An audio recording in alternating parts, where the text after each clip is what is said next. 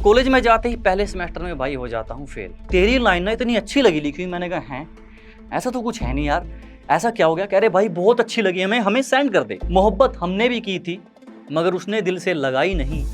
जो दौलत से ज्यादा हमसे प्यार करे हमारी जिंदगी में ऐसी कोई आई नहीं। घर वालों ने पूछा कहाँ से आए पैसे? मैंने कहा इंस्टा पे मैंने ऐसे ऐसे किया, पैसे आए। कहे अच्छा हमें मिले तुझे बेवकूफ बनाने को। किसी ने सही कहा है कि ये ऑनलाइन वाली दोस्ती है ना, ये काम नहीं आती भाई। आएगी तो अपना मतलब पहले देखेगी।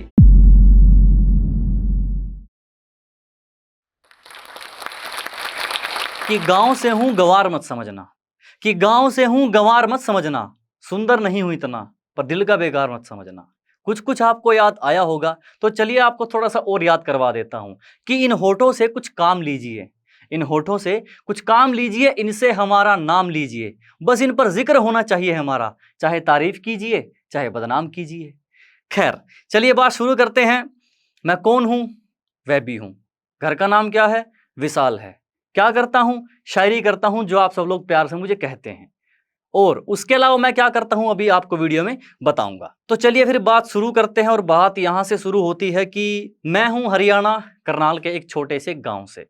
मेरा जन्म होता है 10 अक्टूबर 1997 को, बिल्कुल ही एक नॉर्मल फैमिली में जिसकी आर्थिक हालत बिल्कुल भी ठीक नहीं है। और गांव का कल्चर जैसे आपको पता ही है, गांव में कोई भी जब कोई बड़ा करने की सोचता है तो क्या होता है। शहर में तो चलो फिर भी थोड़ी सी पॉजिटिविटी होती है, लोग सपोर्ट करते हैं, फैमिली सपोर्ट करती है, दोस्त सपोर्ट करते हैं, लेकिन गांव में ऐसा कुछ नहीं होता भाई। गांव में बिल्कुल सिंपल माहौल, और मैं एक सिंपल माहौल से उठा हुआ हूं।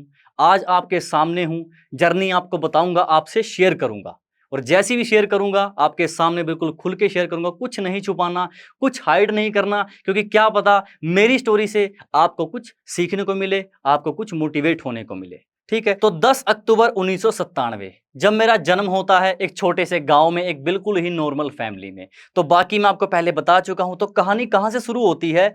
मेरा बचपन से सपना होता है कि मैंने कुछ बड़ा करना है, वो भी छोटे से गांव से उठकर, जो कि बहुत बहुत मुश्किल है दुनिया के मानने में। लेकिन मुश्किल आज के टाइम में कुछ भी नहीं है। अगर आप दिल से चाहते हो, दिल से आप कुछ करना चाहते हो तो आप कुछ भी कर सकते हो। ठीक है, तो मेरी जो पढ़ाई होती है वो एक मेरे ही गांव के प्राइवेट स्कूल में होती है। जो एक हमारा गांव का प्राइवेट स्कूल है वो बहुत ही अच्छा है। मैं ये नहीं कहूँगा कि गांव का है तो कैसा भी होगा, लेकिन अच्छा स्कूल है। तो मेरी स्टडी होती है उस मतलब 4th क्लास तक उसमें। तो उसके बाद घर के हालात थोड़े ऐसे होते हैं, लेकिन घर वाले तो नहीं बताते, वो तो कहते हैं कि चलो पढ़ो, लेकिन थोड़ा तो समझ में आता है कि अपनी हालात क्या है। तो 5वीं छठी होती है मेरी गांव के गवर्नमेंट स्कूल से, लेकिन फिर से मैं आ जाता हूँ प्राइवेट स्कूल में, क्योंकि मेरे दादाजी चाहते हैं कि मेरा पोता अच्छे से पढ़े, अच्छी इसको एजुकेशन मिले, जिंदगी में कुछ करके दिखाए। और उनका मेन सपना था कि मुझे मिले एक सरकारी जॉब, क्योंकि गांव वालों के लिए भाई सरकारी जॉब ही सब कुछ है। तो ये चीज गांव में आज भी है कि भाई पढ़ लिख के तू 15-20 हजार की जॉब कर ले, तेरी लाइफ सेट है। क्योंकि भाई जज किया जाता है जॉब के आधार पर, इंडिया में खासकर। लेकिन मेरा कुछ और था। बचपन से मेरा सपना था एक सिंगर बनने का, एक लिरिसिस्ट बनने का। लेकिन क्या होता है ना, जो हम सोचते हैं प्रॉपर वो नहीं होता। किस्मत का भी कुछ रोल होता है, और कुछ भगवान ने भी हमारे लिए सोच के रखा होता है कि इसको भाई क्या बनाना है, ये कैसे निकलेगा और कैसे क्या करेगा। तो फिर 10वीं तक मैं पढ़ता हूँ अपने गाँव के स्कूल में। उसके बाद मैं 11वीं 12वीं मेरी होती है करनाल के एक बॉयज स्कूल में। ठीक है, तो उसके बाद जब मैं बॉयज स्कूल से निकलता हूँ, मैं साइंस लेता हूँ +2 में। तो 10वीं तक मेरी परसेंटेज अच्छी है, मतलब आपके मायने में अच्छी नहीं है पता नहीं, 85% है। तो धीरे धीरे वो +2 में आके कम हो जाती है, क्योंकि भाई शहर में चला गया, थोड़ी चकाचौंध देखी, तो वहाँ पे हो गई मेरी परसेंटेज 73। उसके बाद मेरा होता है कॉलेज में एडमिशन, जो मेरे ही पास में पड़ता है गांव के इंद्री में। तो इंद्री में पड़ता है कॉलेज शहीद उधम सिंह, वो है गवर्नमेंट कॉलेज। क्योंकि करनाल के कॉलेज में एडमिशन लेना मेरे लिए पॉसिबल नहीं था, क्योंकि हालात कुछ ठीक नहीं थे। तो घर वालों के पास इतने पैसे नहीं थे कि मैं एक प्राइवेट कॉलेज में एजुकेशन ले सकूं। तो मैंने गवर्नमेंट में एडमिशन लिया, बड़े आराम से एडमिशन हो गया। तो देखो मेरी यहाँ पे कहानी में ट्विस्ट क्या आता है। मैं कॉलेज में जाते ही पहले सेमेस्टर में भाई हो जाता हूँ फेल, जिसको कहते हैं री कहते हैं, कंपार्टमेंट कहते हैं। तो घर वालों की झटका लगा कि भाई ये तो आते ही कॉलेज में फेल हो गया, अब ये क्या करेगा। घर वालों का सपना है कि भाई सरकारी जॉब, और मेरा सपना कुछ और, मेरे माइंड में भैया कुछ और चल रहा था। तो उसके बाद क्या होता है, फिर मैं चलो पहले सेमेस्टर में मैं फेल हो गया, मैं दूसरे में पास हो गया, और तीसरे में मैं फिर फेल हो गया। और मोस्टली मेरी री किस चीज में थी? मैथ में। और जो कि मेरा मैथ फेवरेट था 10वीं तक। 10वीं में मेरे मैथ में 100 में से 100 थे भाई। कुछ लोग नहीं मानेंगे लेकिन थे, मैं डीएमसी दिखा सकता हूँ। +2 में थोड़े कम हुए नंबर, +2 का भी मुझे याद नहीं है कितने थे। तो आते आते मैं 3rd ईयर में आया, जिसमें क्या हुआ, मेरे जो अब तक के बीएससी के मैथ थे तीनों, मैं बीएससी कर रहा था नॉन मेडिकल से, वो तीनों में री थी मेरी। लेकिन एक मेरे टीचर थे भाई, क्या कहूँ मैं, क्या ही टीचर थे क्या हैं अभी भी, जो उस टाइम में हमें पढ़ाते थे। उनकी जो लाइनें जो हमें मोटिवेट करती थी भाई, वो क्लास में आते वो एजुकेशन के बारे में कम पढ़ाते, वो रियलिटी के बारे में ज़्यादा पढ़ाते थे कि भाई तुम्हारे लिए जॉब सब कुछ नहीं है, कि या फिर तुम जॉब करोगे तो ही कुछ कर सकते हो, नहीं। वो कहते थे कि भाई तुम अपनी ज़िंदगी को 2 साल दो, जो तुम्हें पसंद है उस चीज़ को 2 साल दो, उसमें तुम पूरा जी जान लगा दो, नहीं कुछ बने भाई, मैं बैठा हूँ, मेरे मुँह पे आके कह दो कि मुझे रिज़ल्ट नहीं मिला। लेकिन उनकी वो बातें कहीं न कहीं टच कर गई थी भाई, कहीं न कहीं दिल को छू गई थी कि सर ने ऐसा क्यों बोला है 2 साल। तो फिर क्या हुआ, चलो मैंने जैसे-तैसे करके अपनी बीएससी कंप्लीट करी 4 साल में, वैसे 3 साल की होती है, मैं फेल हो गया था और मैंने 3rd ईयर में तीनों मैथ ही निकाले, फिर तीनों साल के मैथ निकाले, फिज़िक्स, केमिस्ट्री मेरी फेल भाई, क्योंकि लेक्चर नहीं लगाए थे, तो वो 4th ईयर में मैंने कंप्लीट कर दिए। क्योंकि वो टीचर कहते थे भाई, वो 2nd ईयर, 1st ईयर में मेरे एग्ज़ाम्पल देते थे। वो कहते थे कि वो बंदा है, ऐसे-ऐसे करके है और निकालेगा। सबको कहते थे 1st ईयर, 2nd ईयर को। मैं सोचता था कि वो सर मेरे लिए ऐसा क्यों कह रहे कि वो निकालेगा, ऐसा मेरे में क्या देख लिया उन्होंने? पता नहीं उन्होंने मेरे में ऐसा क्या देखा, पर जब मैंने उनकी वो लाइनें भाई दिमाग में बिठाई कि सर अगर ऐसा कह सकते हैं, जब कोई दूसरा बंदा ऐसा कह सकता है कि ये बंदा करेगा, तो मैं क्यों नहीं कर सकता? तो वहाँ से भाई एक टर्निंग पॉइंट आप कह सकते हो। लेकिन जब क्या होता है, 2nd ईयर होता है मेरा, तो उसमें मुझे थोड़ा लिखने की आदत हो जाती है कि जिस तरह से मैं जूझ रहा हूँ, घरवालों का सपना है, मैं कुछ और मैं तो शायरी लिखनी स्टार्ट करता हूँ, जो कि आप सब मेरे पेशे को जानते हो। तो शायरी लिखनी स्टार्ट करता हूँ, तो फिर मैं सोचता हूँ मैंने लिखना तो स्टार्ट कर दिया, अब इसका मैं करूँगा क्या? मेरे पास बहुत सारी चीज़ें हैं लिखी हुई, अब मैं इनका क्या करूँ? कुछ समझ नहीं आ रहा। तो फिर मैं क्या करता हूँ, लिख के इकट्ठा कर लेता हूँ और अपने इंस्टा पे एक पेज बना के पोस्ट करना शुरू कर देता हूँ। तो क्या होता है, पोस्ट करते-करते मेरे कितने 200-300 फॉलोवर थे और मैं उनको साथ-साथ ना अपने व्हाट्सएप स्टेटस पे अपडेट करता था। तो वहाँ से क्या होता था, मेरे दोस्त मुझसे रिप्लाई में माँगते थे कि ये मुझे सेंड कर। मैंने कहा क्यों भाई? तू क्या करेगा? कह रहे भाई तेरी लाइन ना इतनी अच्छी लगी लिखी हुई। मैंने कहा हैं? ऐसा तो कुछ है नहीं यार, ऐसा क्या हो गया? कह रहे भाई बहुत अच्छी लगी हमें, हमें सेंड कर दे। तो मैंने सेंड की तो क्या होता, एकदम से 15-20 लोग स्टेटस लगा रहे हैं और मैं देख रहा हूँ कि मेरे स्टेटस पे 15-20 ने लगा रखी है। उन्होंने भी, जिनसे मेरी कभी बात नहीं होती, वो सिर्फ मेरे व्हाट्सएप पे हैं। तो वहाँ से एक इतना मोटिवेशन मिला भाई, तो मैं क्या ही बताऊँ आपको। वो अल्टीमेट था कि वहाँ से एक जर्नी स्टार्ट हो चुकी थी, एक आग लग चुकी थी कि भाई जब ये लोग इन लाइनों को लगा सकते हैं, तो आगे क्या हो सकता है। तो इसी दौरान एक बहुत ही अनसुनी कहानी है, वो ये है कि मेरा पहले था एक सिंगर बनना, एक लिरिसिस्ट बनना, जिसके चलते मैं खुद से लिखता था। आज भी मेरे पास, मैं ज़्यादा नहीं कहता, कम से कम 400-500 गाने आज भी लिखे हुए रखे होंगे। ठीक है? तो वो कैसे हैं, कैसे नहीं हैं, मैं तो नहीं जानता, वो तो कभी आएँगे, तो कभी कुछ होगा, मैं कुछ नया करूँगा तो आप सबके सामने ज़रूर लेके आऊँगा। लेकिन जब मैं लिखता हूँ, तो समझ नहीं आता कैसे मुझे इंडस्ट्री में पहुँचना है, कैसे लिरिक्स पहुँचाने हैं। चलो जैसे-तैसे करके मैं पहुँचा। मैं पहुँच गया जैसे-तैसे करके, कुछ लोग मुझे मिले, जब मुझे मेरी मुलाकात करवाई जिन लोगों ने, किसी प्रोड्यूसर से, किसी सिंगर से, मैं काफ़ी लोगों से मिला हूँ और जाने-माने सिंगरों से भी मिला हूँ भाई, ठीक है? लेकिन वो होता है ना कि आप कुछ और सोचते हो, होता कुछ और है। तो कुछ सिंगर ने मेरे गाने लिए भी, हरियाणवी ने भी लिए, पंजाबी ने भी लिए, लेकिन क्या हुआ, करे किसी ने नहीं भाई। ले लिए सबके सामने बैठ के, लेकिन किए किसी ने नहीं। मैं फ़ोन करता कि हाँ जी सर, वो गाना था, क्या बना उसका? कह रहे हाँ जी, कर लेंगे, कोई बात नहीं। बस ऐसे टाला-मटोली चलती रही। मैं निराश नहीं हुआ। निराश होने का कोई मतलब बनता नहीं भाई, क्योंकि ज़िंदगी है, खुद को आज़माएँगे, आगे बढ़ेंगे, जो होगा देखा जाएगा, क्योंकि भाई ज़िंदगी एक है। पछताने से अच्छा है कुछ करते रहो। तो फिर वहाँ से एक रिएक्शन थी, चलो कोई बात नहीं, ऐसी बहुत मीटिंग हुई, कुछ नहीं हुआ। तो एक दिन क्या हुआ, एक मेरा दोस्त है कुरुक्षेत्र का, अनमोल नाम से। तो जैसे-तैसे करके उनसे मुलाकात हुई, वो मोहाली में काम करते थे किसी अपना स्टूडियो में। तो उनके यूट्यूब चैनल थे काफ़ी सारे, एक लेबल था, लेबल पे काम करते थे वो। तो उन्होंने मेरी मुलाकात करवाई, मैंने उनको गाना दिया, उन्होंने ऑडियो रिलीज़ कर दी। मतलब कुछ ख़ास रिस्पॉन्स नहीं था, कुछ भी, मतलब एवरेज एवरेज भी नहीं था यार, बिल्कुल ठप कह लो तुम, बिल्कुल ठप था। तो उसके बाद क्या होता है, वो किसी भी तरह करके एक गाना मेरा आगे बिकवा देता है, मतलब एक सिंगर लेता है फ्रेशर। तो पहला गाना मेरा सेल हुआ था 8,000 रुपए में, जो कि आज तक नहीं आया। और जब वो 8,000 रुपए मैंने अपने दादा के हाथ पे रखे कि ये लो मेरी पहली कमाई, भाई मेरे दादा की आंखों में पानी आ गया भाई। और मैं भी तो उनको देख के थोड़ा इमोशनल हुआ कि कैसे, उन्होंने बोला कि ऐसे कैसे हो सकता है कि तूने कुछ लिख के दे दिया और तुझे किसी ने 8,000 रुपए दे दिए, ऐसा क्या करता है भाई तू?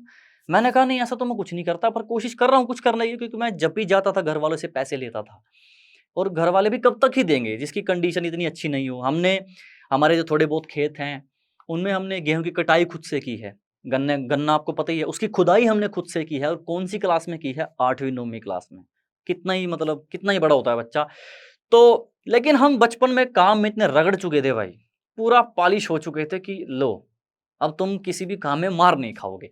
लेकिन हमें अच्छा लगता था, और ये कह दिया जाता था कि तुम ये काम करो खेत का, तुम्हें एक बढ़िया सी टी शर्ट मिलेगी, एक बढ़िया सा शॉर्ट मिलेगा, मतलब गांव में कच्छा बोलते हैं, जो घुटने तक का कच्छा होता है कि वो मिल जाएगा। कहते थे 2 टी शर्ट तुम्हारी, 2 तुम्हारे वो शॉर्ट, ठीक है। लेकिन मिलता कुछ नहीं था भाई, एक टी शर्ट मिल जाती थी, वो भी रो पीट के। चलो कोई नहीं, समझते हैं होता है भाई, कोई बात नहीं, जो है अच्छा है। उसके बाद क्या होता है, मैं था अपनी कॉलेज वाली कहानी पे, कि ऐसे करके 3 दोस्त होते हैं, हम कुछ रिलीज करते हैं, थोड़ा बहुत रिस्पॉन्स आता है, वही 1000-1200 व्यू। तो मेरे दादा को पता चल जाती है कि इसने ऐसा कुछ किया है, मुझे बुलाते हैं, मेरा दोस्त भी होता है वहाँ, कह रहे ये क्या है। मैंने कहा कुछ करने की कोशिश की है। वो अच्छा तू बनेगा पत्रकार। उनके लिए मैं पत्रकार हूँ, क्योंकि मैं कैमरा के सामने खड़े होकर बोल रहा हूँ। उनके लिए वो ये कि ये तो पत्रकार है भाई। वहाँ पे मेरा दोस्त बैठा, मैंने सोचा भैया तो बेइज्जती होगी बढ़िया वाली। वो हंस रहा है, मतलब वैसे नहीं, वैसे मतलब मेरा मजाक नहीं उड़ा रहा, पर उसको हंसी आ गई। चलो कोई बात नहीं, दोस्त अलग हो गए, हमने किया फिर अपना अपना। तो मेरा क्या था, जो इतनी सारी चीजें मेरे पास लिखी हुई हैं, मैं उनको कहाँ दिखाऊं यार, मतलब कैसे? इंस्टा पे लिख के डाल रहा हूँ, लोग स्टेटस लगा रहे हैं, आगे तो नहीं बढ़ रहा मैं। तो फिर क्या हुआ, टिकटॉक था उस टाइम पे, उस टाइम तक रील्स नहीं आई थी, रील्स का जमाना नहीं था। तो टिकटॉक था, वहां पे मैं चला रहा हूँ, एक मेरे सामने एक माइक पे एक बंदा बैठा है, कुछ बोल रहा है, दोस्तों के लिए कोई शायरी सुना रहा है। वो बड़ी वायरल उसकी, सब बंदों के, मेरे भी बंद मतलब स्टेटस पे कुछ लोगों ने लगा रखी थी। तो मैंने देखा कि ऐसी तो मेरे पास भाई कितनी सारी चीजें हैं, मैं भी कर सकता हूं। तो फिर मैंने देखा कि अगर इतनी सारी चीजें हैं, तो मैंने सर्च किया, मैं पहुंचा, मुझे पता लगा कि दिल्ली में ऐसे ऐसे करके एक प्लेटफॉर्म है भाई, वो मौका देता है, आपको 300 रुपए देने हैं, परफॉर्म करना है 5 मिनट और आपकी वीडियो आ जाएगी। तो ऐसा ही मेरे को कुछ बोला गया था, मैं पहुंचा वहां पे, पहली बार पहुंचा। गांव का लड़का, गांव का कोई भी नहीं था भाई, देसी कोई भी नहीं था, सब हाई फाई बढ़िया अच्छे से बन ठन के आ रहे। मैं अपना गया लोअर में और शर्ट में भाई, टी शर्ट नहीं, लोअर और शर्ट में गया मैं वहां पे। तो उस टाइम में बहुत पतला था, चलो खैर अब तो थोड़ा सा ठीक हूँ, ज्यादा नहीं, पतला था थोड़ा सा। तो वहां पे जब मेरी परफॉर्मेंस हुई, 5 मिनट दिए जाते थे, उसके बाद लाल लाइट जल जाती थी सामने, पता चल जाता था कि भाई आपका टाइम ओवर हो चुका है, अब आपको बंद करना है, ठीक है। तो मैंने सुनाई, एक प्यार के ऊपर सुनाई बड़ी अच्छी, और वो ये थी कि देखो आज तक कहीं आई नहीं है ये, मतलब उन्होंने रिलीज नहीं की थी, लेकिन मैं बता रहा हूँ वो क्या थी। वो ये थी कि मोहब्बत हमने भी की थी, मगर उसने दिल से लगाई नहीं, जो दौलत से ज्यादा हमसे प्यार करे, हमारी जिंदगी में ऐसी कोई आई नहीं। तो ये थी एक पोइट्री कह लो, आप कुछ भी कह लो इसको। ये हुक लाइन थी, आगे काफी लंबी थी, मैंने सुनी, लोगों को काफी मजा आया उसमें। जो वहां पे बैठे थे, ऑडियंस मेरे से कनेक्ट हो गई थी, मुझे लगा कि चलो बहुत अच्छा किया मैंने। लेकिन जब रिलीज होने की बात आती है, तो मेरे को डेट दी गई, इस दिन हो जाएगी। मैंने फोन किया कि भैया मेरी वीडियो नहीं आई अभी तक। वो बोले कि भैया वो सेलेक्ट नहीं हुई। मैंने कहा रीजन? कह रहे भैया बस टीम ने जो किया किया। मैंने कहा चलो कोई बात नहीं। तो फिर क्या, उन्होंने वो वीडियो मुझे दे दी, कि एक जीमेल पे लिंक डाल के मुझे दे दी, और मैंने डाउनलोड कर ली। मेरे पास आज तक वो वीडियो है, 4 साढ़े 4 साल पहले की बात है। वो वीडियो आज तक कहीं नहीं आई, और अब तो मैं सोच रहा हूँ उसको कहीं ऐसे मौके पे सुनाएंगे जहाँ पे अच्छा, हमें बहुत अच्छा मौका मिलेगा। चलो जहाँ पे उसकी कदर होगी, जहाँ पे उसकी वैल्यू होगी। चलो कोई बात नहीं, पहली वीडियो रिलीज नहीं हुई भाई, लेकिन निराशा नाम का जो शब्द होता है वो जिंदगी में था नहीं भाई।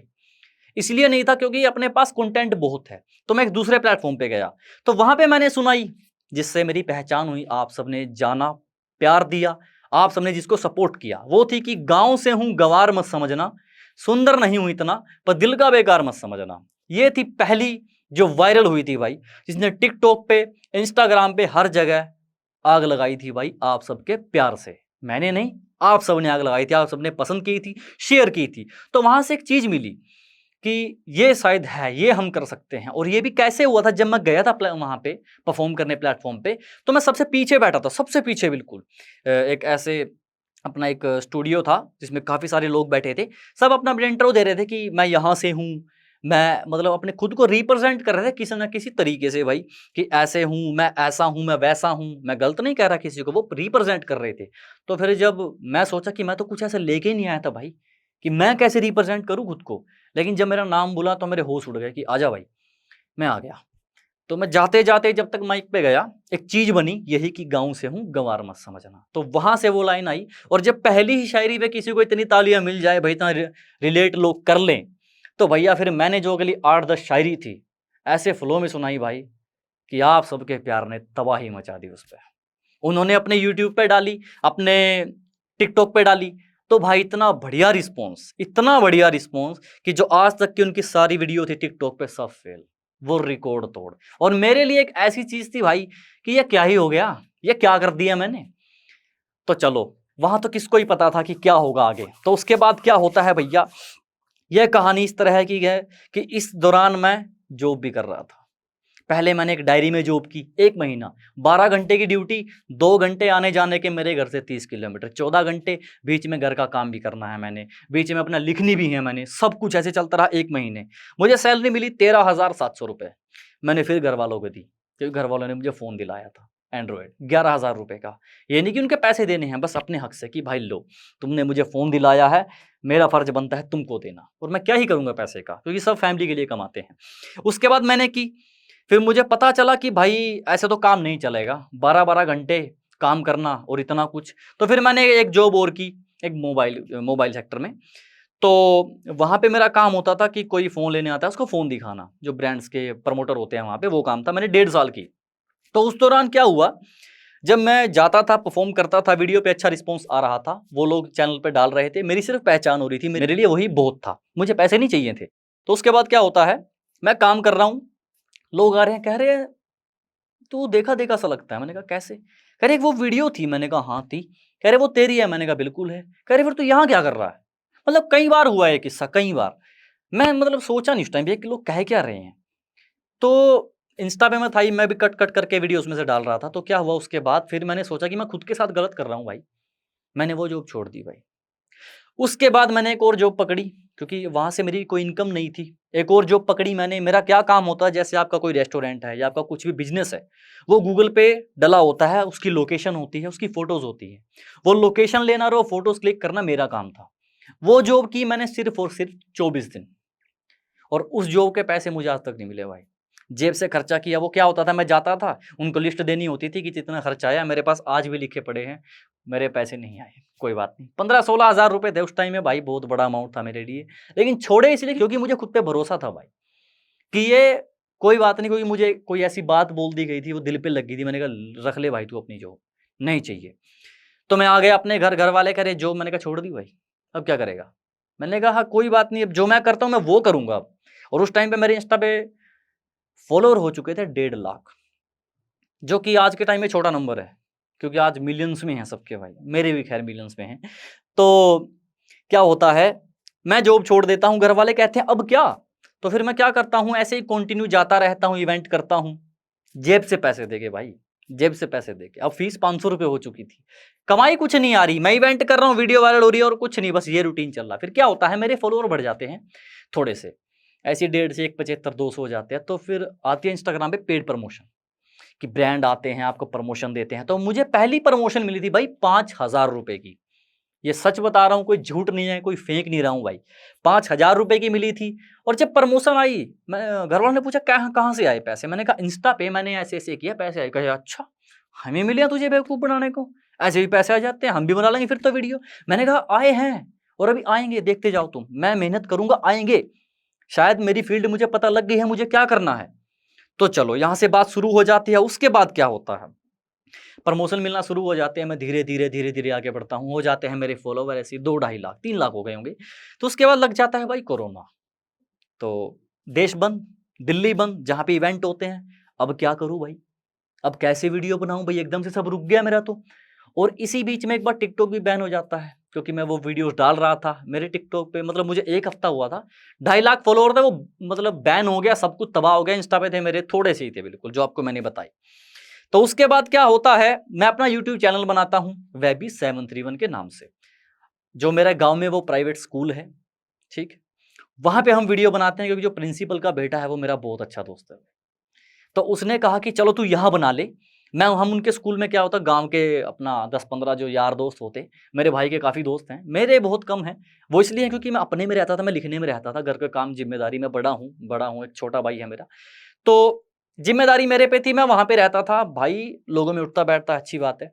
तो उसने अपने दोस्त बुलाए, 2-4 मेरे भी आए, हमने अपना सेटअप लगाया, क्योंकि इवेंट में क्या होता है, आपके सामने लोग बैठे हुए होते हैं और आपको अपनी प्रेजेंटेशन देनी है। तो मैंने वहां पे दी, अपना यूट्यूब चैनल बनाया, वहां से हमें एक अच्छा बूम मिला भाई। कोरोना का मैं धन्यवाद करूंगा, वैसे तो बहुत खतरनाक था, क्योंकि अगर कोरोना नहीं आता तो ऐसे ऐसे करके इवेंट बंद नहीं होते और मैं अपना यूट्यूब चैनल नहीं बनाता भाई, ये सच है। तो मैंने बनाया, वहां से एक अच्छी ग्रोथ मिली हमको, ठीक है। उसके बाद क्या होता है, जो कहानी में ट्विस्टिंग पे ट्विस्टिंग है, वो ये है कि चलो मैं बना रहा हूं, मेरे पास पैसे भी आ रहे हैं, लेकिन उसके बाद क्या होता है, जो जिस प्लेटफॉर्म पे मैं गया था, अब वो क्या कर रहे हैं, पुरानी वीडियो उठा उठा के डाल रहे हैं भाई। कभी किसी के साथ जोड़ दी, कभी किसी के साथ जोड़ दी। आप आज भी सर्च करोगे ना मेरे नाम से, वह भी 731 के नाम से, देखो कितनी मिक्सअप वीडियो मिलेंगी आपको। तो वहां पे वीडियोस वो डालते गए। तो मैंने उनको बोला, भाई तुम मेरा पुराना कंटेंट क्यों डाल रहे हो? उन्होंने बोला, भाई हम तो वैसे ही डालेंगे, तेरे से जो होता हो कर ले। मैंने कहा भाई तो गलत बात है, ऐसा तो कहीं है नहीं लिखा हुआ कि तुम पुराना डालोगे। तो ठीक है, उसने ऐसे ऐसे बोला, तो मैंने दोबारा फोन मिलाया। मैंने कहा भाई रहने दे, मैंने अपना बना लिया है, मैं कर रहा हूँ, ठीक है। कह रहे हम तो ऐसे ही करेंगे, जो होता हो कर ले भाई। फिर भाई मैंने बहुत सुनाई, गालियां दी, सीधी कहता हूँ भाई, गालियां देनी पड़ेगी, मेरे कंटेंट का यूज कर रहे हैं। क्योंकि जब मैंने खुद का बना लिया है, उनको मना कर दिया भाई तुम डालना बंद कर दो, क्यों? फिर भी कर रहे हैं, क्योंकि पैसा दिख रहा है बस, कि कमा लेंगे, व्यूज आ जाएंगे। लेकिन नहीं भाई, चलो तुम कमा भी लो, लेकिन जो मैं कह रहा हूँ सब कुछ मेरा है, तुम पे केस कर सकता हूँ, पर नहीं, ऐसा कुछ नहीं किया भाई, क्योंकि इन रफड़ों में पड़ना नहीं है, अपना जिंदगी में आगे बढ़ना है और कुछ करना है। तो आगे ऐसे बात बढ़ती जाती है। तो अब क्या होता है भाई, जैसा कि मैंने आपको बताया, ऐसे ऐसे अभी तक कहानी थी कि वो मेरा कंटेंट डाल रहे थे, इस्तेमाल कर रहे थे, पर मैंने खुद का यूट्यूब बना लिया था। तो उसके बाद क्या हुआ, मैं फील्ड में आया, मेरे भी काफ़ी फॉलोअर बढ़ने लगे, मेरे 2-4 दोस्त भी बने अच्छे अच्छे इंस्टाग्राम के थ्रू, लेकिन उनमें से अच्छा कोई नहीं था भाई, ये हकीकत है। किसी ने सही कहा है कि ये ऑनलाइन वाली दोस्ती है ना, ये काम नहीं आती भाई। आएगी तो अपना मतलब पहले देखेगी, क्योंकि आपके परिवार के अलावा आपका भला कोई नहीं चाहता, चाहे कोई कितना ही खास हो, कितना भी खास हो भाई, सिर्फ परिवार सबसे पहले। और लड़कों को तो वैसे भी है कि लड़के क्या ही करके आगे बढ़ेंगे, क्योंकि इंस्टाग्राम पे आप आजकल आप देख रहे हो कि क्या क्या चल रहा है, क्या क्या चल रहा है भाई, देखा है आपने, मैं क्या ही बोलूंगा, छोड़ो इस बात को। तो उसके बाद क्या होता है, फॉलोअर बढ़ जाते हैं, तो जिंदगी में कुछ ऐसे हादसे होते हैं, लाइन भी है, किसकी है मुझे ये नहीं पता, वो है कि कौन सीखा है सिर्फ बातों से, सबको एक हादसा जरूरी है। तो हादसे इतने हुए हैं भाई जिंदगी में, क्या ही बताऊं मैं। भरोसा ऐसी ऐसी जगह से टूटा है, सोच भी नहीं सकते भैया आप, कि इनकम का साधन नहीं, ऊपर से चलो लोग इस्तेमाल कर रहे हैं, मतलब लोग बन के दिखाते हैं ऊपर से, लेकिन है नहीं वो हमारे, और वो सच में साथ नहीं देना चाहते। क्योंकि जो दोस्त बने वो चाहते हैं मैं उनको प्रमोट करूं, लेकिन जब उनकी बारी आए वो कहते हैं मम्मी से पूछ लेते हैं, पापा से पूछ लेते हैं, भाई से पूछ लेते हैं, बहन से पूछ लेते हैं। अरे भाई तुम चलाते हो तुम्हारा इंस्टाग्राम, तुम्हारा मम्मी पापा नहीं चलाते। और जब उनका कोई चीज़ आई हो, मुझे प्रमोट करनी है, क्योंकि मैं कभी सोचा ही नहीं भाई कि दोस्ती में फ़ायदा उठाना है, क्योंकि दोस्ती मैं करता हूँ दिल से भाई, और दिल से की है, तभी देखो यहाँ तक हूँ, आप सबके सामने हूँ, तभी आपने सपोर्ट किया कि कोई चीज़ दिल से निकली है, क्योंकि दिल से निकली हुई चीज़ ही दिल तक पहुँचती है भाई, ये सच है बात। तो दोस्ती पे भी काफ़ी किस्से हैं, क्योंकि मेरे आज के टाइम में तो मैं सच बताऊं इतने दोस्त है ही नहीं, लिमिटेड हैं भाई, ये सोच लो है ही नहीं, ना के बराबर हैं।